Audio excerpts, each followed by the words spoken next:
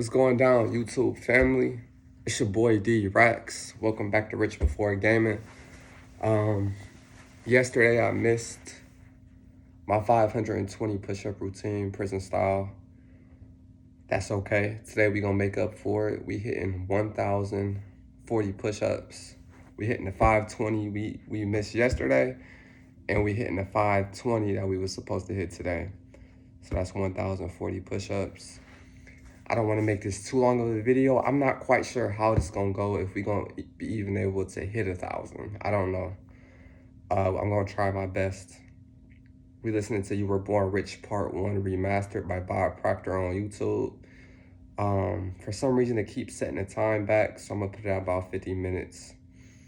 Let's get straight to it, shall we? That's your conditioning. You know, I'd give anything if a person would just grab hold of one idea. This one simple idea.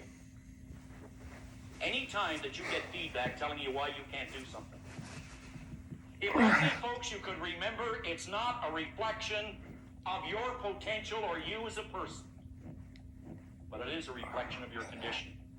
I'd give anything for a person just to understand that. When you get that old feeling that you can't do something, you can only remember it's a reflection of your conditioning. That's 30, we got 29 left. Now I want you to think about this. Everybody is familiar with the great Bruce Lee, perhaps the greatest martial artist that ever lived. And you know, he was also a great teacher.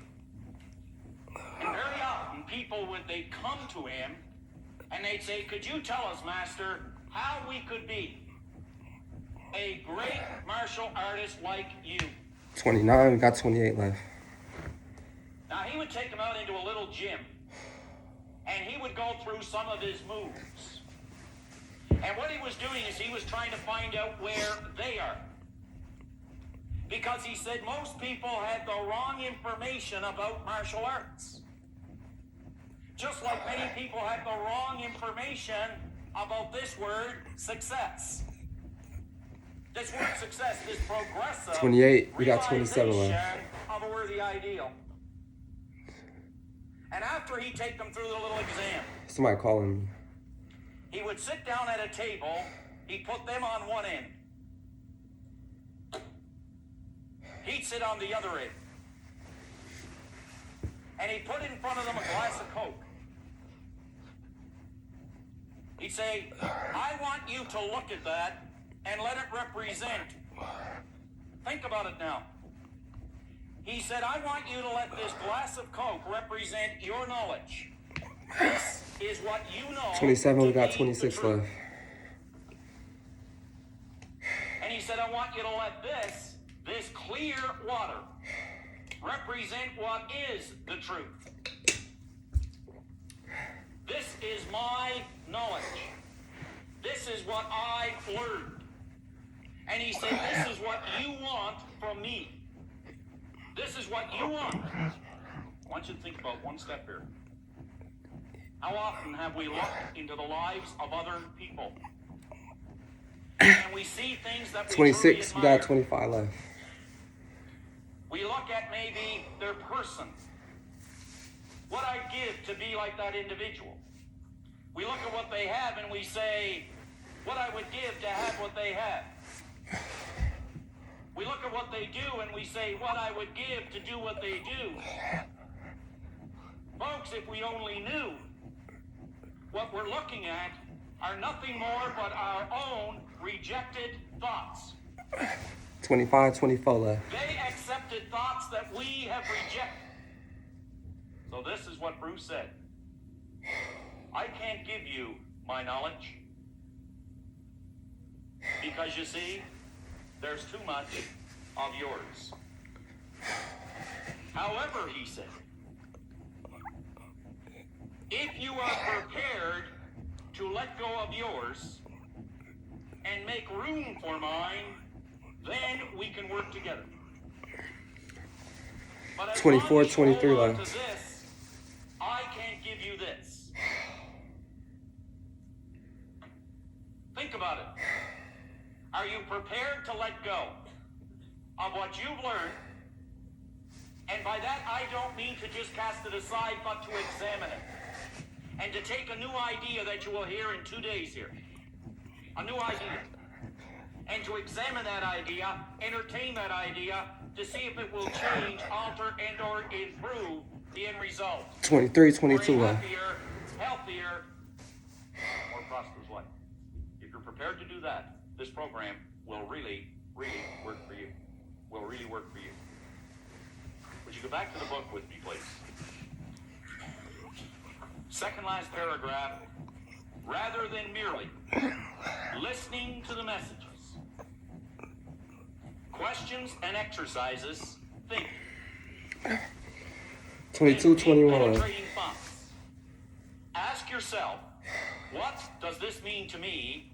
How can I apply this idea to my life? Remember, not how can I apply it to someone else's life.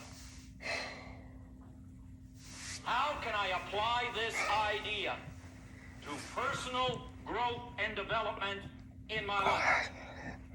Because the simple basic laws of life are create or disintegrate. We're either moving forward or we're going backwards. In the last paragraph, set aside a definite period 21, of time every day, 21. weekends and holidays included, for the proper use of your Born Rich program. In other words, make a decision. See, folks, we don't have as many problems as we have decisions to make. By that, I'm not asking or suggesting that you should discount your problems. I would never suggest that. But you know, I am suggesting that you have the talent, the ability, the potential to handle and to deal with your problems. So do we have as many 2019 problems as left. we have decisions to make? It says for the proper use of your Born Rich program, you must set aside different times to work with it. You eat every day to nourish your body. Look at your Born Rich program as a form of healthy nourishment for your marvelous mind, and use it daily until its use becomes habitual. 19, 18 Until left. its use becomes habitual. Now, in 2 minutes, I'm going to bring Bob up to go through the basic concept, which is the real star of this program, is what you're going to see on the board. It's what it's all about. The first time I was introduced to this concept, believe me, it hit me. I had such impact on me. 18, It didn't change 17 anything left. right away, but it showed me a way to do it. In 1973, I had something written on a gold card. And on that gold card, there was something very interesting. I said on March the 1st, 1973. What I wanted to do was this very 17, 16 left. Now at that time, I could not lead this group. This group, you could say, in silent prayer. I could not have led this group in silent prayer. Could not. But I wrote on it that March the 1st, this is what I was going to do. 16, 15 left. Now when February the 28th rolled around, now I tell you this for your benefit, not mine. For your benefit. Because someone sitting here today is probably thinking exactly what I was thinking, but maybe in a different area. I had absolutely no credentials to do this. None. Absolutely none. 15, And for 14 4 left. years prior, wherever Robert was doing a seminar, I'd be there. Paul Hutsey knows that. I'd fly wherever he'd fly. I'd go wherever he was, and I'd sit in the front row. I have at home maybe a couple of thousand 14, workbooks 13 left. from seminars. A couple of thousand. Notes all through them. Some of them can't even read them anymore. Now on February the 28th, after 4 to 5 years of a lot of pain, and there was, 4 to 5 years of a lot of traveling, and there was, 13, 12 a whole lot. left. A whole lot. There's a lot of things. You know what really happened? On February the 28th, I was no closer to the goal. Now remember, it was 1 day away. 1 day away. 12, 11 I left. was no closer to the goal. After 5 years. Kind of disheartening and discouraging, isn't it? So this is what happened. I got a phone call from Chicago. It was Robert on February the 28th, 1973. And he said, John, 11:10 I got left. some bad news for you. I can't get to Toronto. Chicago is closed. He said, you're going to have to do the seminar in the morning. Now, here it was. It's what I always wanted to do. And the first thing that hit me was fear. All right, we hit 10. We got 4 sets of 25.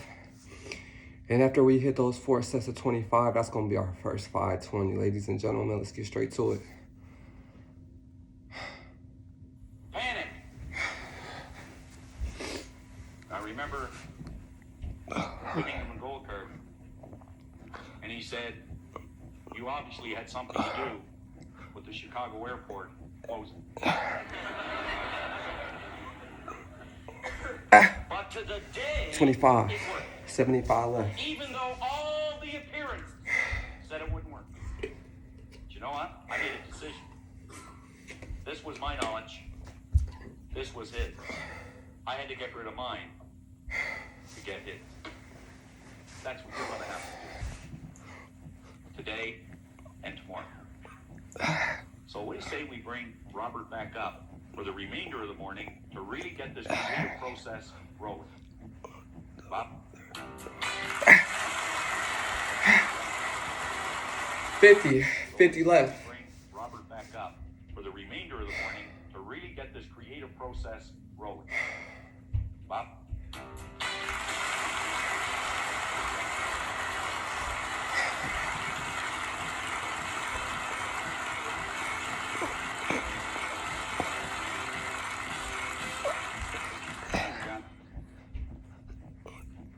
I want to suggest now that you really put on your thinking. 75, 25 left. I have a paper here that was written by a gentleman who has since passed away. He was a great Canadian. His name was Dr. Lawrence Rampell. And when I first moved back to Canada from the United States about 8 years ago, Dr. Rampell was sitting right here where Mr. Kabook, the great photographer, is sitting. And this man took more notes than anyone I had ever seen in a seminar. I honestly thought if I could have got a copy of his notes, that I would have probably had a transcript of what I was saying. Now, I made up my mind. That's 100. 4 sets of 25. All right, ladies and gentlemen. That was the first 520 prison style halfway rep push-ups that I missed yesterday. No excuses. We got another 520 today to continue our streak. Let me sit up and get a breath of fresh air for a second. Just let me get a breather because I got another 520 to knock out. Hope y'all doing okay out there. I know it's a lot going on in the world, probably a lot going on in your life. If you a man watching this, a boy, whatever. So I'm speaking specifically to my men out there. Us as men, we don't really get the opportunity to be weak, be vulnerable. So we kind of keep a lot of stuff in, keep a lot of stuff bottled inside of us because we're men. You know what I'm saying?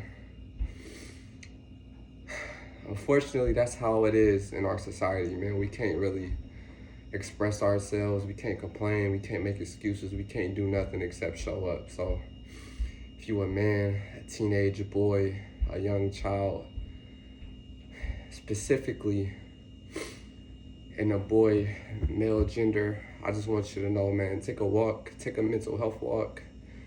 You know what I'm saying? If you feel like crashing out, you got a lot going on, a lot of stress, you feel like you can't let it out, it's hard to let it out. You feel like you can't talk to nobody, man, go on a walk, go on a mental health walk. Get out of the house, get off the couch, get off the game, get out that room, whatever you gotta do, get out and go take a mental health walk. And after you go take a health walk, go do some type of exercise, man, and just let that frustration off. Let that stress off, whatever it is that's weighing on you that you're having a hard time dealing with. Again, we men, so we suffer in silence. So just go take a mental health walk and go do some type of exercise, man. Let it out so you don't crash out, okay? To all my men out there, my young teenagers, children, go take a mental health walk and go do some type of exercise. Let it out. We got 520 in front of us, ladies and gentlemen. I caught me a quick breather. We about to go hit another 520. Starting at 30 push-ups on down. Let's get straight to it. It's over. I wanted to know why he wanted to have all this written. And he introduced himself as Dr. Rampell. I asked him if he was a medical doctor. He said no. And I said, are you a dentist? He said no. And I said, are you a chiropractor? He said no. I said, you want to play 20 questions? And he laughed, And he said no, he had a doctorate's degree in thinking. Now, do you know, he had the only doctorate's degree in thinking that had ever, up till that time, come out of the University of Toronto. That's 30-29 left. It took him 11 years to get it. Every time he went to go down a road, somebody put a block up in front of him and say, no one has a doctorate's degree in thinking. Now, that's rather odd, especially when you consider that thinking is the highest function of which a human being is capable. And all the great leaders, all down through history, have been in complete and unanimous agreement. 29-28 left. I become what we think about. Now, play with that for a moment. It's a subject that is not taught in school. It's the highest function of which we're capable. And every great leader that has ever lived all told us that you and I become what we think about most of the time. Dr. Rampell wrote a paper, Tools for Teaching Thinking. He said thinking is a skill which can be learned just as we learn skills such as typing. 28-27 left. Now, he said few public schools offer courses devoted expressly to teaching thinking. Rather, we are expected to learn and teach thinking as a byproduct of learning mathematics, reading, science, history, and trade, and so forth. And he said we do, in fact, learn a lot about thinking in this way. The trouble is, we learn our thinking skills in bits and pieces, and we never put it together as an overall picture. If asked to describe what all is required in order to think effectively, 27-26 left. be at a loss to give a complete account. Come on, Thus, D-Rex. we are Come on, unable to D-Rex. assess our own thinking skills or systematically teach the skill of thinking to others. Now, consider this for a moment. When you think in pictures. Check it out. I'm going to suggest that you think of the home you live in, and as you do, realize that an image of your home comes onto the screen of your mind. 27-26 left. There's a screen running right through the center of It's our getting head. real. And the second we think of our home, It's the starting to get picture real. of the home comes onto the screen of our mind. Now I want to suggest that you think of your automobile. And the second you think of your automobile, It's getting real. the picture of the home is gone and the picture of the automobile is there. Come on, D-Rex. Think of Push your through. kitchen, your backyard, Shouldn't have missed yesterday. you work or go to school. And bang, bang, bang, just like that, the picture changes. We literally think in pictures. Now I'm going to suggest that you think of your mind. Now when most people think of their mind, they get an image. 26-25 left. Come on, baby. Come on, baby. Quite a few hands going up. Come on, baby. And yet you know the brain is not the mind any more than the fingernail is. Paradoxically, the fingernail and the brain is the mind. You see, mind is an activity and body is the manifestation of that activity. And we're going to find out as we go along through the morning and the afternoon that the body 25, is 25 really left. nothing but an instrument of the mind. Now, Oh, lock in, baby. your brain is comprised of hundreds of Lock thousands in. of cells. Yet into these cells we have You can do it. pictures or images. It's all And mental. as we You think, can do it. we activate that particular group of brain cells, and the picture that's in It's all them mental. flashes You can on the do it. screen of the mind. Now I'm going to Come come back on. to that in just a moment. Flip over onto page 5 in your exercise book. At the top of the page, it's talking about need and money. Now, when you think of yourself and you think of money, what kind of a picture do you get? You know, the vast 24, majority of 23 left, people get a baby. picture Focus up. of poverty. poverty. Focus up. What I'm we gonna talk want to myself do through it. is take and build 23, that's easy. self-recognition in your brain for prosperity. 23 down, that's So easy. we're talking about me Come on. and money. That's you and your money. Now we say the program was written in the sincere hope that it would lead you. And that's all we could do is lead you. Like Dr. Billy B. Sharp in Chicago. He said a person will not believe something until they discover it for themselves. 23, So 22 we left. actually want to lead you to this Come on, new baby. awareness. Well, I got we want 22 to lead you left. to the many discoveries that lie within you. It's And too we're going to easy. do that It's through too the easy. repetition Come of on. prosperous ideas. What It's we're too going to do is easy. tell you one thing 10,000 times and 10,000 different ways. And we're going to cause pictures to fly on the screen of your mind until you get a clear picture of greatness and prosperity locked up within you. Because that's what they're, regardless of whether you understand that or not at this point. 22, 21 left. We're suggesting that you start to see money. Whenever you think of money, see this stuff as an obedient, diligent servant. You're the master, it's the servant. And don't ever get that equation reversed, or you're going to find yourself in very, very deep trouble. You can use this to provide service far beyond 21, 20 left. Come on, if Rex. you and I had no money, we'd 20 still left. be able to provide service. You're halfway down, bro. But the service that we provided would be confined to our physical presence at any given place or any given time. You're halfway However, down. Lock this shit if out. we had some money, we could Focus provide up. that service far beyond our own physical presence. So let's make certain that we get that program into those cells properly. Now you come down a little further. We're going to say here that lack and limitation can only exist when we make room for them in our mind. 20, 19 left. Prosperity consciousness knows no lack and it knows no limitation. Now, Fight, I you're gonna have to suggest fight you for it. resolve to just completely take It's not the gonna lid come easy, off you're your gonna have to marvelous fight for mind. it. Just blow it away. And Come on. let the greatness start to flow around your head. Now, flip over to the next page. When we start thinking about money, and we start thinking about ourselves, as I suggested, 19, we 18 on the left. screen of our mind. Now, on page Come on now, 6, 18. we say throughout your entire Born Rich seminar, Shit's so easy, bro. your attention is directed at the importance of Down. your mind.